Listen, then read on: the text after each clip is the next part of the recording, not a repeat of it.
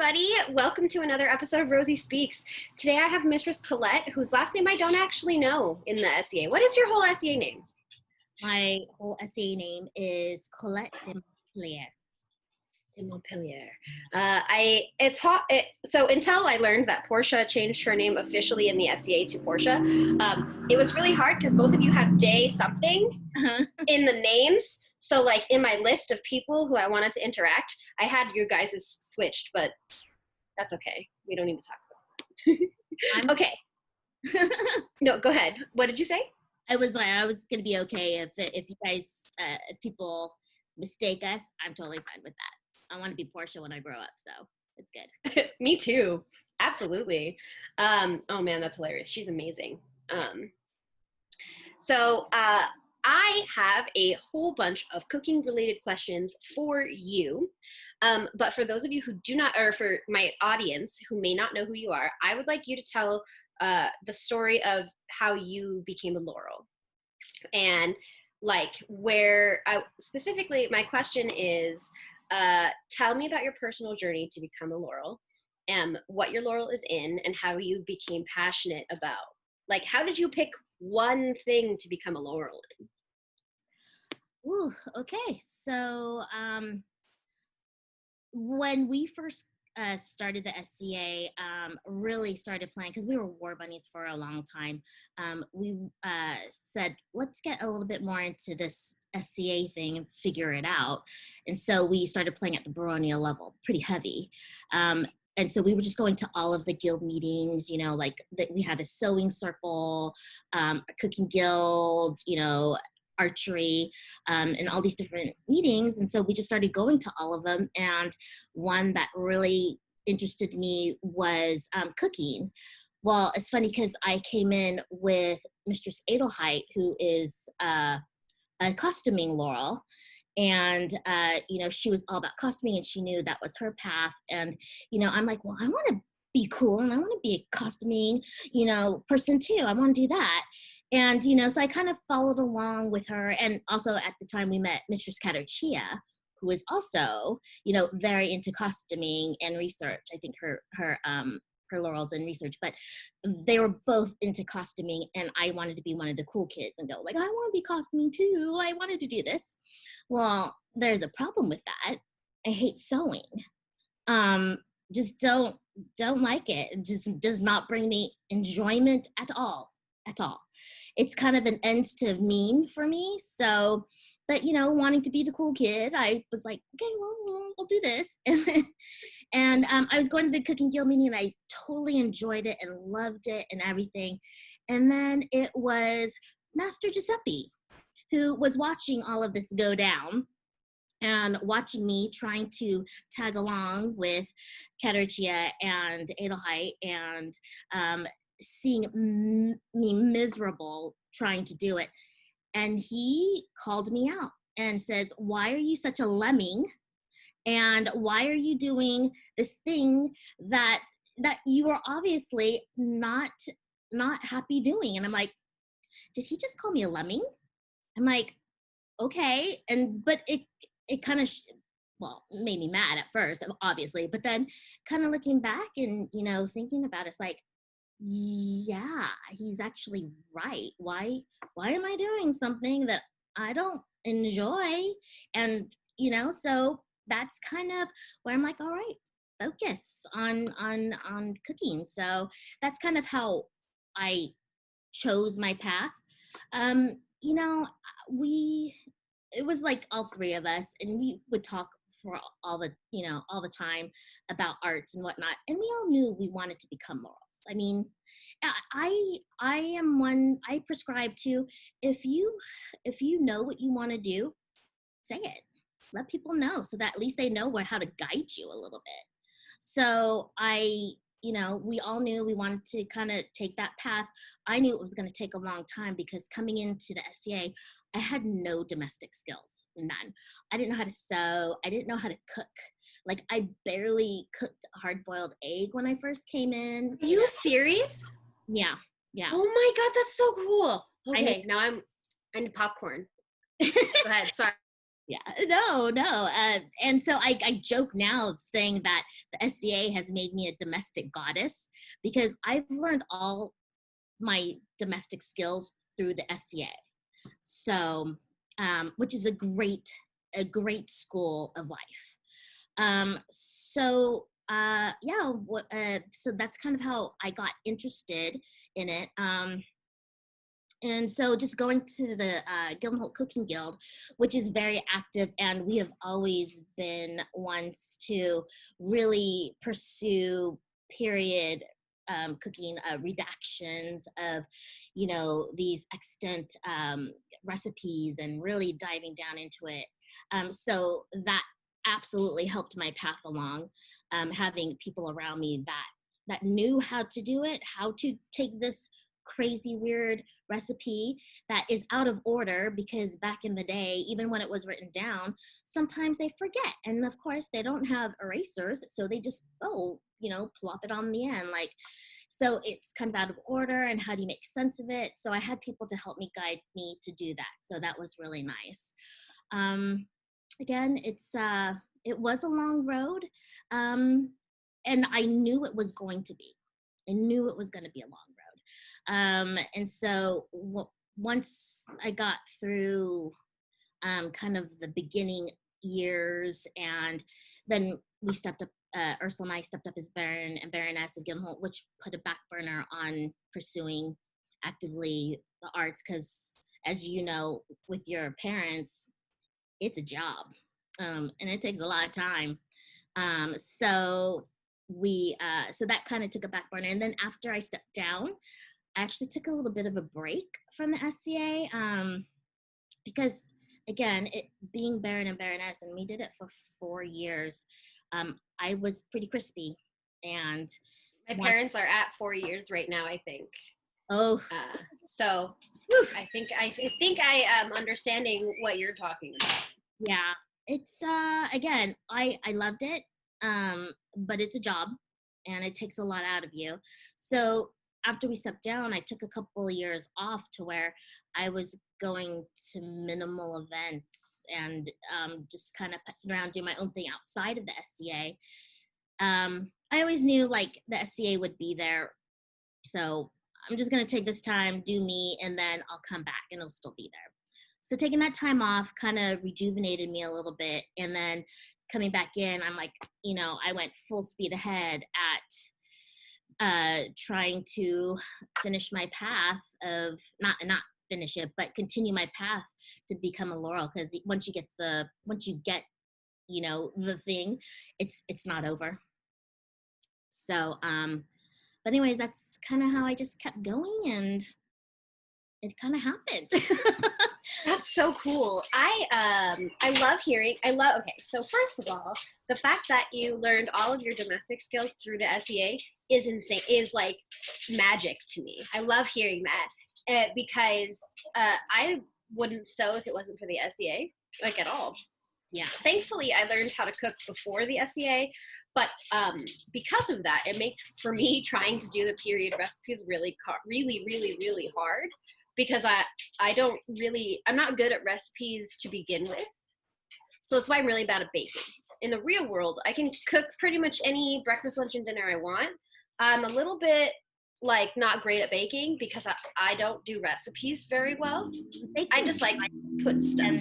Yeah, there's a science to baking, which again, I would not consider myself a baker at all.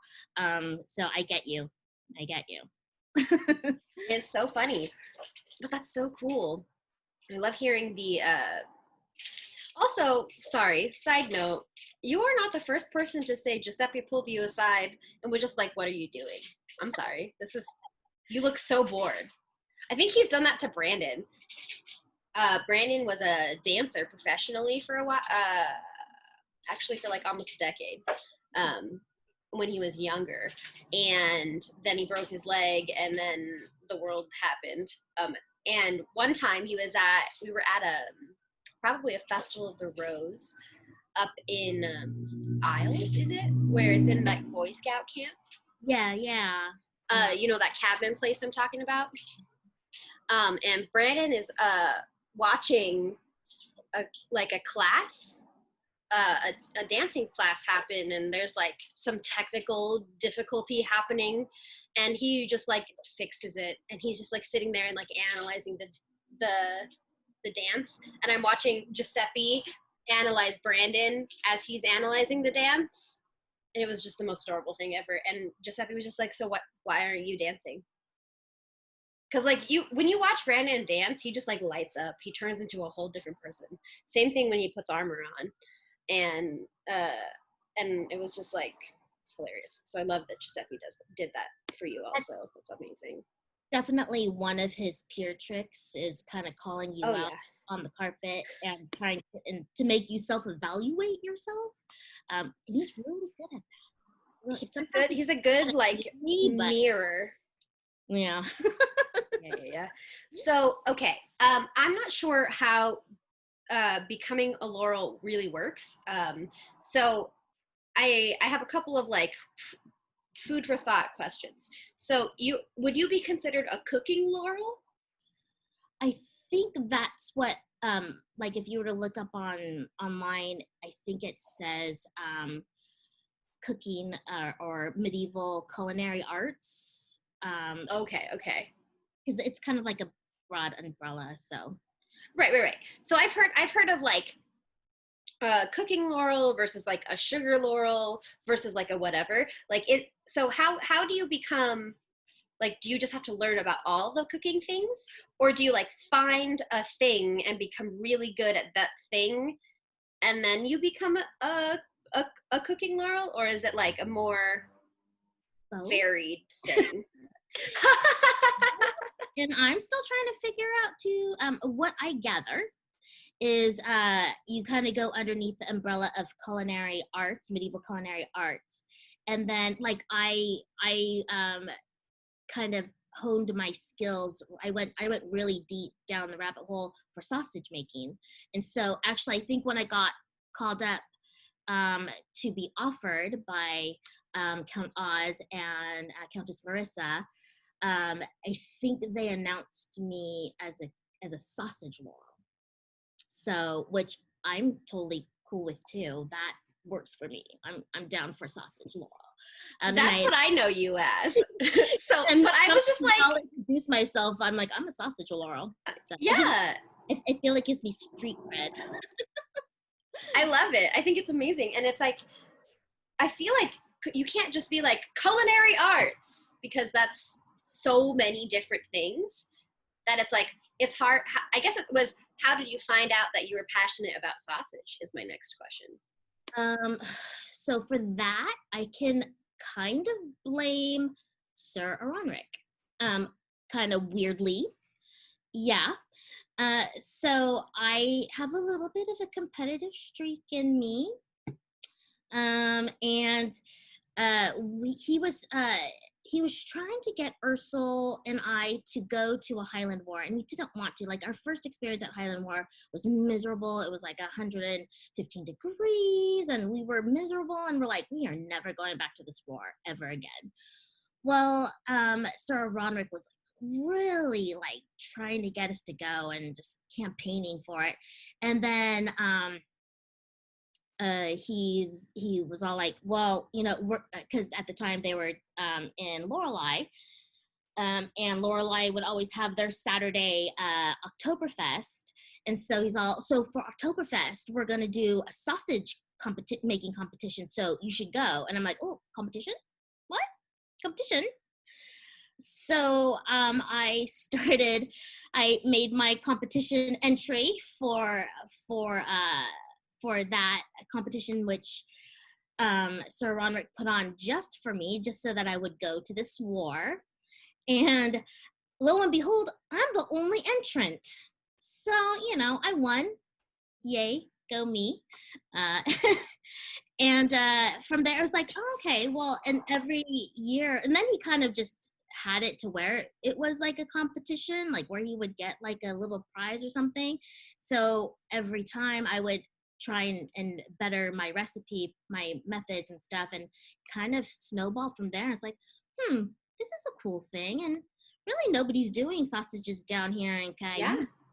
So it's always good to have something that you're really delving down deep into that nobody's kind of really doing in your area. So you can be then the expert in it in your area. So I feel that way with these shows because because there's a lot of like virtual stuff happening around, but the only Kaieden thing that I've seen so far, besides like private meetings and like baronial, like all of the, in a baronial, like in a kingdom sense, there's stuff going on. But there's no like outward internet put out thing from Kaied. And so I went through a couple of different people asking questions about like, well, why isn't Kai doing this? Why isn't Kai doing that? And I was like, well, maybe because we're all busy and like half of us are in the military or some sort of an essential worker, it feels like. And so I was just like, well, I am not in the military or an essential worker. And actually, I'm just doing nothing. So why don't I do this? So that the people who want to be heard can. Like, so in recording time, I just found out that Duke Sean's going to be on my show. Ooh. I'm like stoked about, like, literally this morning he agreed. And I'm like, my heart's beating and I'm like sweaty. And I'm just like, oh my God, it's a Duke Sean. Like, what is this? What world do I live in? But no, but I feel that that's really cool. And I definitely knew you as the sausage Laurel. And I think the very first time I met you was at a Highland during a sausage competition. And that, I think it was the second pork butter fry. It's been a while. It's really hard to keep track of the people when I met them because I float around a lot. So like, I've known people for 25 years or 6 months, like could go either way. But it was definitely the pork butter was the very first time I met you, I think. See, and I love how you can place me by my pork products. That makes me happy. Good. That's amazing. I think it's hilarious. Oh my gosh. Okay. Wow. That was only one question. Next question. So what is your favorite experience cooking in the SCA? Ooh, my favorite experience is wars. Ursula had made me a firebox, an elevated firebox, and we had bought a spit, kind of a breakdown spit that goes over it, and just cooking all day on my period-esque setup. And I mean, to me, that's that moment where the mundane world goes away, and I am now in 15th century, 14th century France, and I'm there. That's what brings me into my game. So I love that. I actually on one of my earlier episodes was talking about you and how I want to introduce you to somebody, my friend Kungind, who is relatively new to the SCA, and she is doing all of the brewing and all of the cooking and stuff. She's out near Barony, right? Yeah. I've been following her on her Facebook stuff, and her husband, her lord, right, is also. Yeah. Graham is also doing all the things, and he is super getting like interested in archery, and is like taken Drybergen's archery like and just exploded it. Oh. Everybody does archery now. It's awesome. Or thrown weapons of some kind. And she was telling me about how like she was at Great Western War, and last year they had a hard time, but because of kids and stuff and whatever. But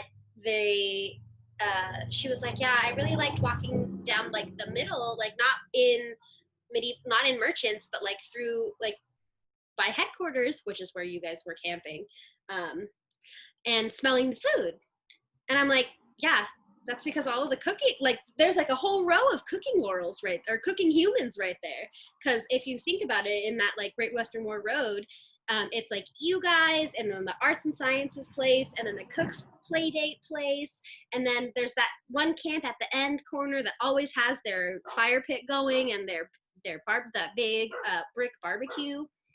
And I'm just like, yeah, I'll have to introduce you because you would love it. She was all about the period cooking and the period everything. She's the best. Usually, like, especially at Great Western War, I'm usually out in front of my brazier from like sun up. Well, maybe not sun up because I don't get up that early. But like once I get up and coffee is in me, I'm already starting the fires to get going, and I'll be there all day. And a lot of the times I'm there by myself because everybody's off, shopping or fighting or doing classes or whatever. So a lot of time I'm just sitting there by myself, enjoying my own time. But I love it when people stop by and they're like, oh, what is that? What are you doing? Whatever.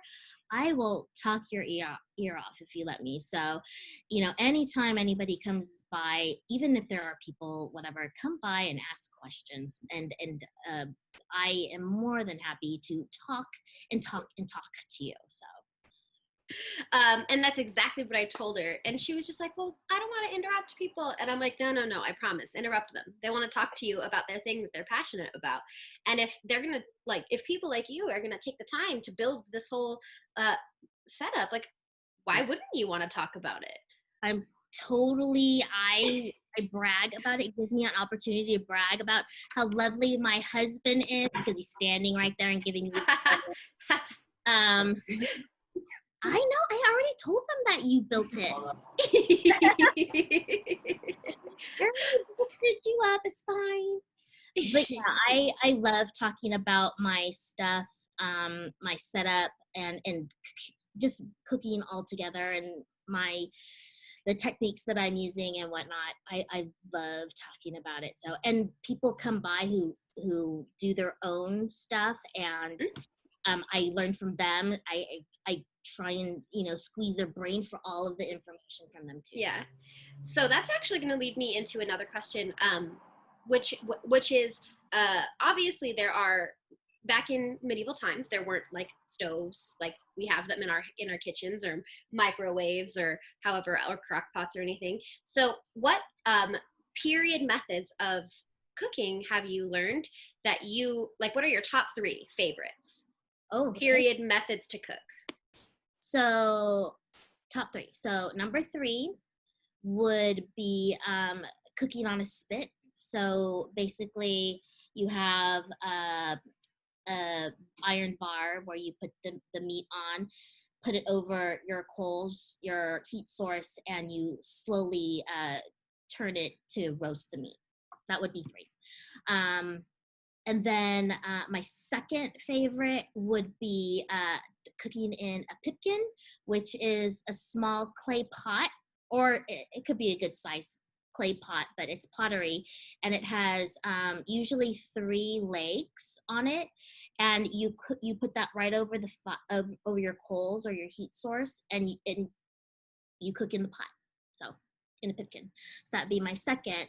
And then my first and all-time favorite, and I usually do classes on this one because it's not a lot of people don't do it, is cloche oven cooking, which is a modern term for it. So basically it's a pottery flower pot, and you flip it over and it becomes basically a small portable oven.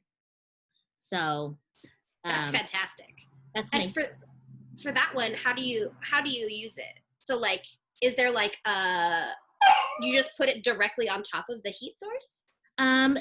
So for me, I have bricks on the bottom that are on the bottom of my my cooking surface, and I heat those bricks up with the coals, then sweep it off, put whatever you're cooking on the hot brick so you still get that residual heat from the bricks, put the pot on top, and then surround the pot with your coals, and it insulates. I usually put other broken shards of close up past that have broke, because it's gonna break because it's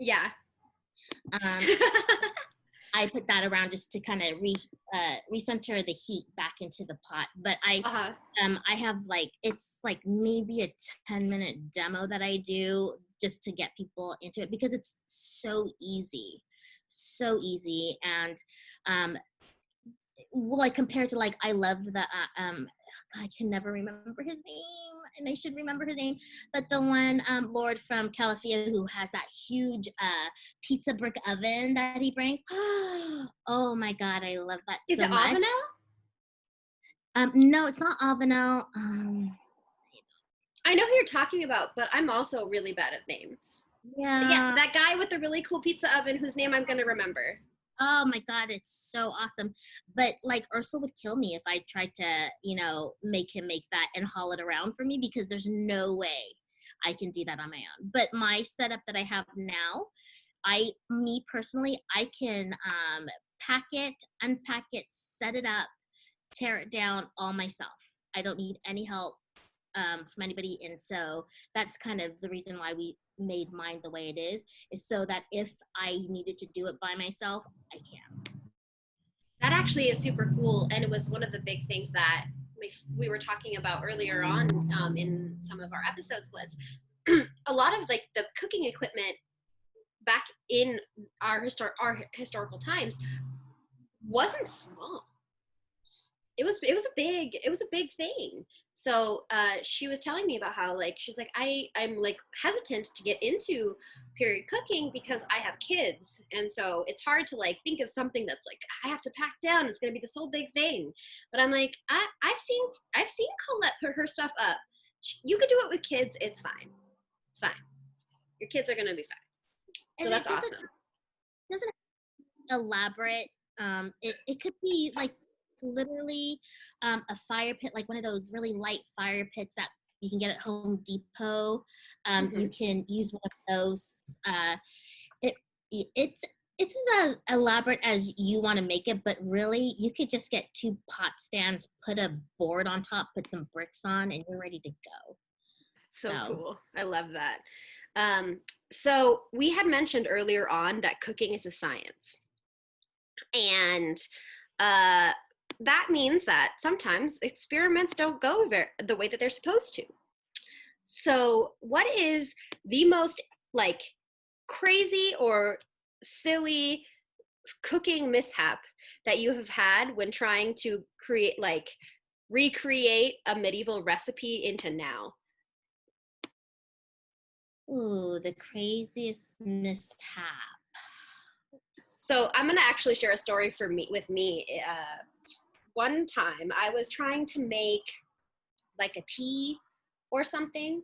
It was like I was participating in our local brewing competition. It was like a strange ingredients for brewing guild, and it was like molasses and peppermint or something like that. And I made I found this it was like a cough syrup essentially, but for back in the day. And it was like you put in like eucalyptus leaves and you bake the molasses down. But I learned that you can't leave molasses still when you're heating it. And I learned this by turning my back for 13 seconds and then turning back, and there was a black mass coming out of my stove. And I was like, holy cow! Ah! My molasses had bubbled and started to grow, and it did it so fast that it grew out of my pot, into my stove, and onto my floor. That way, I learned how to take apart our stove that way, though. Yeah, and it's molasses. It was a nightmare. But then it also like was asking me to measure things by the stars, and I didn't understand. It's a palm and a half of this item. What does a palm and a half look like? And whose palm? And whose palm? And it's measured by the amount of stars between your middle finger and your thumb. So if you put your hand up to the sky, you can, however many stars are between your middle finger and your thumb, that is how much you need to put into this thing. And I'm like, what does this mean? So that's my weird science experiment mishap. What about you? The joys of reading period recipes. It's amazing. It's definitely a riddle to be solved. You know what? Quite frankly, I mean, I've had recipes just go wrong and they just taste weird. And I'm like, I don't, but then again, you're like, okay, is it supposed to taste this way or not? I don't know. I haven't had any real weird period ones. Although, so in our cooking guild, we occasionally will do an unredaction, which is quite fun. It's an activity to practice our redaction skills. And we basically take a modern recipe and rewrite it like it was written in period. So like you can put things out of order, you can make things you know, find like the medieval term for it, try and throw them off the path, and all these different things. And so does it have to be me, or can I tell a story about Giuseppe, because there's a really good one about Absolutely. Giuseppe. Tell about Giuseppe. Giuseppe. And so his nickname, well, I'll tell you the nickname after because that's going to give away the punchline. So anyways, we're doing this unredact, and one of our members, Lady Bond, she did this recipe and he got assigned it. So he does not like seafood. He won't make it. And unfortunately, this one had like, you take fresh herbs, crush them, then take the fillet of a small fish and you fry it up, and then you toss with olive oil and like just kind of, it was kind of really kind of say straight you would think, but so he comes in and he was like cursing and everything. He brings it into the meeting. He's like, whoever gave me fish to fry, I'm going to kill you. And so he puts this thing down and Bon is like laughing. She's laughing like her head off. And we're all like, okay. And so you bring your item, you read the recipe that you got, and then you kind of explain how you went through all the process, whatever, and then the person who gave it to you reveals what it actually is. So he's going through, I fried this fish, and my whole house smells like fish, and it's gross, and Bon is all, not anywhere near to what it was supposed to be. It's supposed to be Caesar salad. So she said the fresh herbs, which would be the lettuce and, you know, that stuff, and you break up the lettuce. And what she was referring to with the fish was the sardine in the dressing. But he took that as the main ingredient. So so his nickname for our guild, because everybody has nicknames, his is Caesar salad. So that's I've heard that story before, and it is an amazing story. Oh my goodness, that's so funny. Caesar salad was hilarious. Yeah. So, let's see. Since we're talking about science mishaps, what's the weirdest recipe you have tried, and like you have cooked, that turned out to be really, really good? Where you were just like, this looks terrifying, but actually it's amazing. Let's see, something that was really weird. There was one, and I can't remember where it was from, but it's basically a fried deviled egg. So you make like a regular deviled egg. I can't remember what you put in with the yolks or whatever, but you put the yolk part back into the egg, and then you fry it. So that was actually really good. Although don't fry both sides, I would just flop it to where it's the yolk side down, fry that, and then take it out. Don't fry both sides because it makes the egg white really, really rubbery. So I don't think you should do that. But yeah, that one was it's icky sounding. Yeah. You know, it's weird. I look at my recipes that I want to redo because I don't consider myself a chef. I'm a reenactor. I'm a recreator. So I can take a recipe and I can, you know, redact the recipe and be good. But I can't just throw things together and make them taste good. I'm not a chef. Um, I never touted to be one, so but I can cook a recipe like nobody's business. So usually when I'm looking at recipes, I usually look at the ingredients first. It's like, does this sound good? And if it sounds good, like all the stuff that comes together in that recipe sounds good, then I'll usually make it. So if it's calling for like weird things, I usually kind of stay away from that. Although that is a goal that I do want to get more into, some of the more non-traditional food items that we have today, and experiment with that, but I have not gotten there yet. So that's actually really funny because one of my other questions is, you know how Giuseppe has he doesn't like seafood and he won't cook seafood.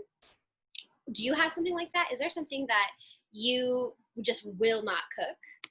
Yep, I won't cook cute and furry. So this is just my interpretation of what cute and furry is, because people argue with me all the time. Well, you eat pork and you eat beef, and I'm like, yeah, but I don't hang around cows and pigs enough to consider them cute and furry. That's why I don't go to petting zoos or anything, because I know I will, if I were to hang out with them a lot, that they would then become cute and furry, and then I won't be able to eat them. So, or cook with them. So usually, like, I may work, and again, I haven't, but I could possibly work with rabbit. But like, I don't really want to cook venison. I mean, I've had it a couple times, but if I have an option of doing like a beef roast or something, I can do that. And it's sad because, like, you know, a lot of these foods that I think are cute and furry, that was standard fare Mm-hmm. back in the day, but I don't know. Again, I have my hang up on that. That's exactly what I was wanting, what I was curious about. Because, like, so for example, I have a hard time eating at feasts because I am very allergic to stuff, and so I find it, for me, when I was doing because we have a brewing slash cooking guild thing here, and at the time they were the same. Now there are two of them. And I always had a really good time experimenting with brewing and how I can make food into a brewing item. And so, like, but everything seems to have stuff I'm allergic to in it. So it's really fun. It's really rough trying to like go through these recipes and like find something like, oh, I want to cook this or I want to cook that. Because I've cooked one feast for the SEA, and it was only like a lunch, but it was a couple of course lunch at a festival of the rose. So and I did a whole bunch of research, and I put on this whole, I think it was a 14th century tea, and I had little sandwiches and little things that were all like everything this period, but I had to continue like substitute things because I'm allergic to this. I'm not going to cook with it. So how do you, so if I were to, like, for example, go into a recipe and like it was for a competition and I couldn't use like an ingredient because I don't like to cook with it or because I'm allergic to it, what do you do then? From there, because there's a lot of times where you're going to have an ingredient that you just won't be able to find either. So you look for reasonable alternates. So if I'm looking at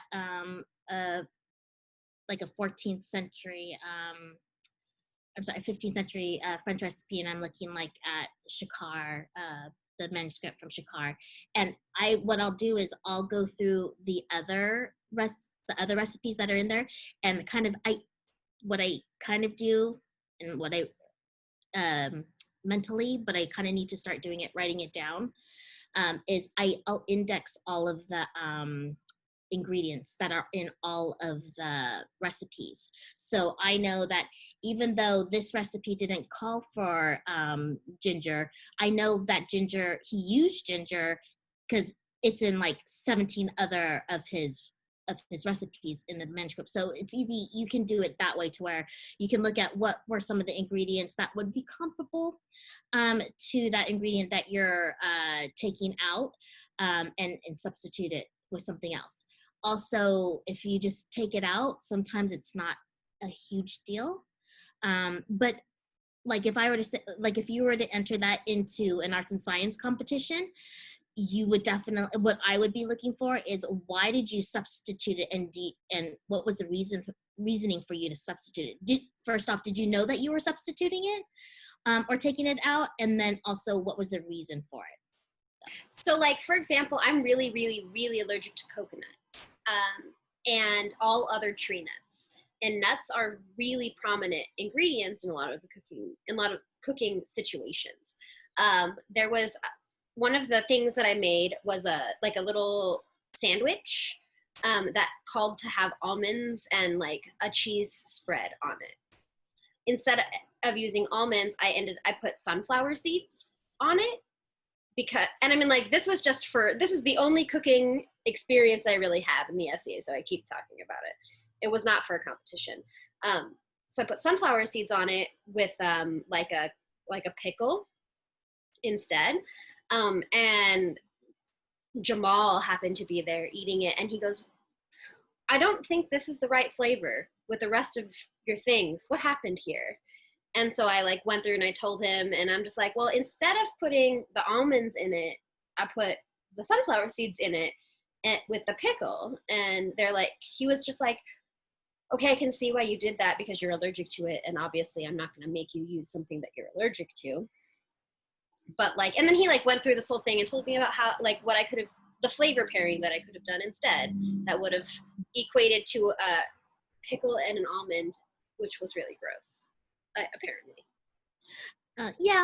That I would probably that's why I would probably ask you to, like, if I knew the recipe too, why did you switch something?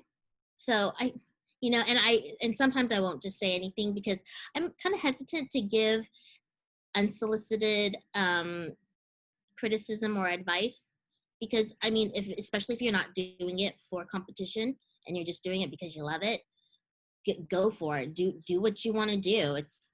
You're doing it, so you don't have to prove anything to me. But I would probably ask you if it was in a competition situation. So, and that's what I was asking specifically was, I had somebody asked me something about judging in competition circuits, which I don't know anything about. And so they were asking, like, well, there was a thing that I was doing, and I was going to put it into this competition, but I decided against it because I substituted this thing because I was allergic to it. And so that's why I wanted to ask you if there was something that you don't like to cook with, or that, like, for example, have like a death allergy to and can't cook with it. Like, what do you do then for judging purpose or for competition purposes? For competition. So again, I should maybe go back to my previous statement on like asking you those questions about a competition piece. You don't have to know it. I mean, if you want to enter something into a competition, go ahead, do it.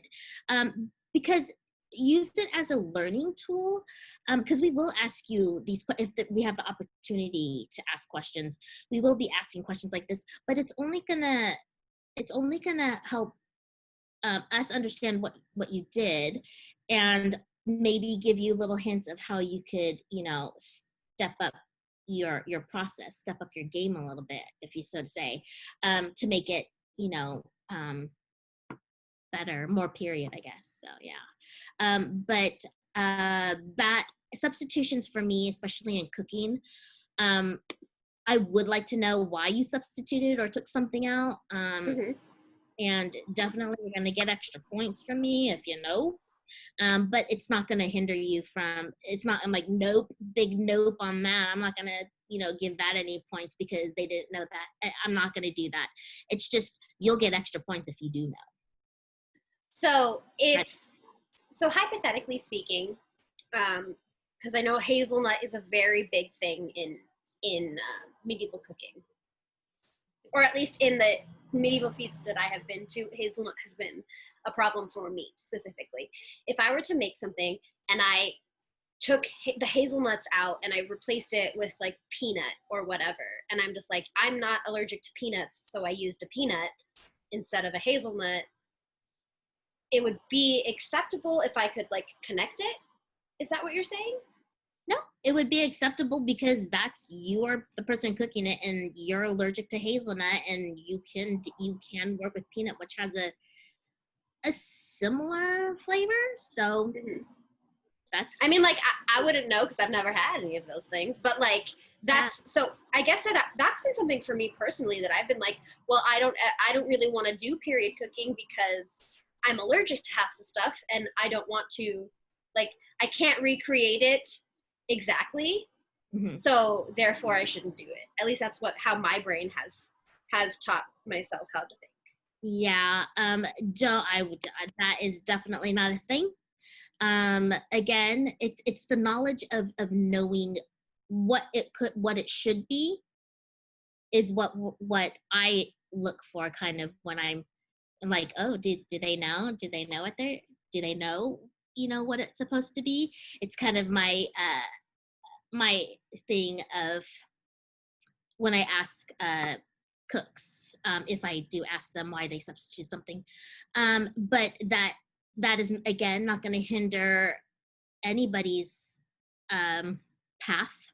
If that's the path that they want to go on, it's not going to hinder them. They just have to know the reasons why.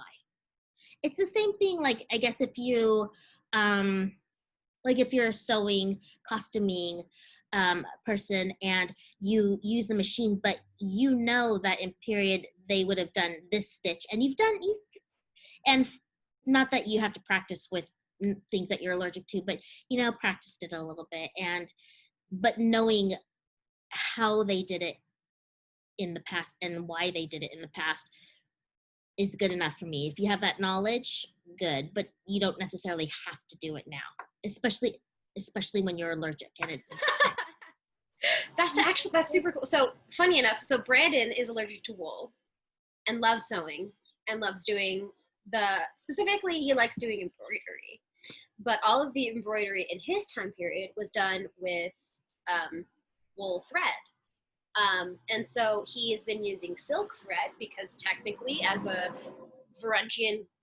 person of the Varangian Guard and a mercenary, he would have traveled through the Asian territories and encountered the Silk Road. So he was just like, and he went on this whole thing about it and why he went and why he used silk instead of wool. And that was super, it was connected, and I liked that. That was super interesting.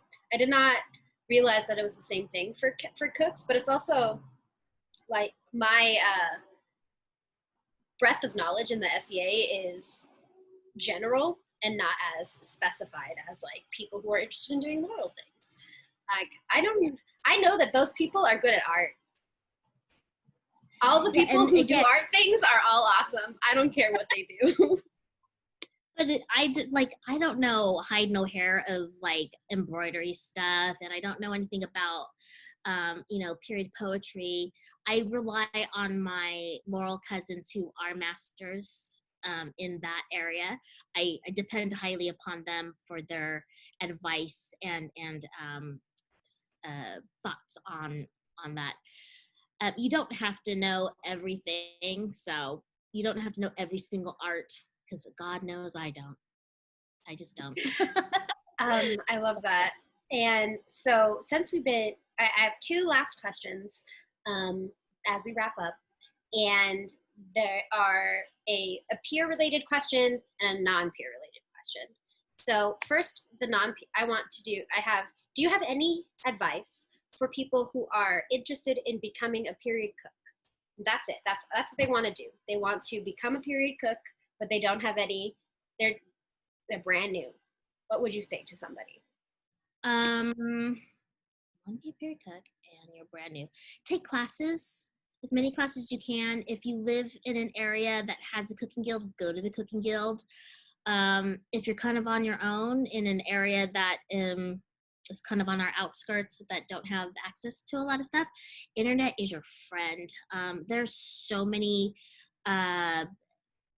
SCA created sites for cooking, and will get you at least in the base knowledge of it all. And then I mean, there's just so many resources for it right now. But if you have it available, get in with a guild of some sort of cooking. Yeah.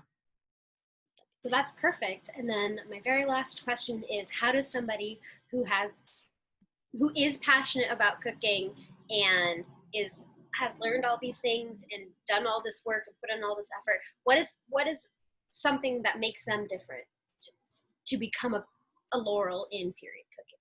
At what point is a passion, like how does a passion have to grow to put it into the next step to become a Laurel? I can only speak for what I'm looking for in candidates. It's everybody has different rubrics for what they kind of go by. My kind of rubric is to how somebody distinguishes themselves of being passionate about period cooking is to find the one thing that they're really passionate about and fall down that rabbit hole hard, like hit China. Again, for me, it was sausage making, and like I went down, you start, okay, what area am I going to do it in? Okay. And then like I got into salt trade articles and like mining of salt, because salt is a big ingredient for sausage making. And like I delved deep into that. And I know some of my Laurel friends said that was kind of what for them switched in their mind, tipped me over into like, oh, okay, she's there. So that's kind of what I'm looking for too, is to see, you have to have the breadth, definitely of knowing different time periods, different regional cooking and stuff, and techniques. Do you have to be a master of all of them? No, but you need to have like at least a good general knowledge to maybe teach a beginner class on that. But then you have to have a depth of like at least one or two things. Well, I'm just gonna say one, don't do two things, because that's really crazy. Although there's many crazy people out there. I am not one of them. But to where you really fall down deep and you really start studying and practicing this one thing, and to master it. It's kind of like your opus, your masterpiece that you do. So what are some examples of other people's, in at least a Kaieteurs that you know, other people's cooking subject? Like, for example, you are sausage Laurel. Master Allison, who moved here from the East, is a sugar Laurel. They do lots of sugar sculptures and lots of sweets and that kind of thing. So what other specified subject areas are out there that you know of?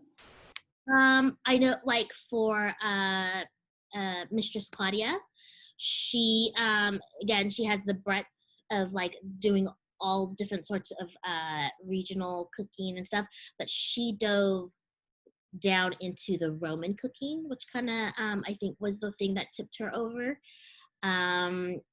For oh my god, I just blanked on her name. Oh gosh, Baroness of Sophia. Sophia. So Mistress Sophia, her kind of opus, her dive down was in chocolate. Oh God. So it's kind of those, yeah. Those I guess would be. So it's like, it's not always, it's like an ingredient. So for example, like if I felt like it, could I like become a cooking Laurel in tomatoes and the use of tomatoes throughout time? No, because because they didn't eat tomatoes back in our day. Tomatoes were considered poison. Or pumpkins, squash, potatoes. It all depends on where that rabbit hole leads you. That's hilarious. Tomatoes. The reason why I picked that up is that, or like, no, you can't be one. Because that's so funny. I always say that because the funniest thing that I have learned in my food and or brewing adventures is the period use of ketchup. It wasn't really ketchup. It was called love applesauce. And it was Roma, or like I don't know, these weird tomatoes that my mom had to find, and fish oil, and it was gross. But they were called love apples, and I thought that was the funniest thing on the planet, and I spent the next like 3 weeks researching about love apples, because I didn't think that they were actually tomatoes, and honestly, if I'm being super frank, I think they were probably persimmons and not tomatoes, because of the way that the flavor of persimmons are instead of the way that tomatoes are. But I didn't want to get that far into it at the time, but that was 5 years ago, and I've never forgot it. So that every time someone talks about tomatoes, and I'm like, do you mean love apples? Because it's just the funniest thing. Why would you call a tomato a love apple? I don't understand. No, they thought it was poisonous, so I don't know, maybe love is poison.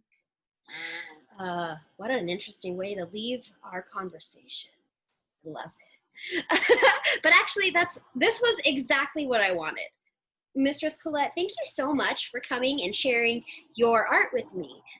The world has become a little crazy, just in general, but this was like a whole hour of just me not thinking about anything except for sausage.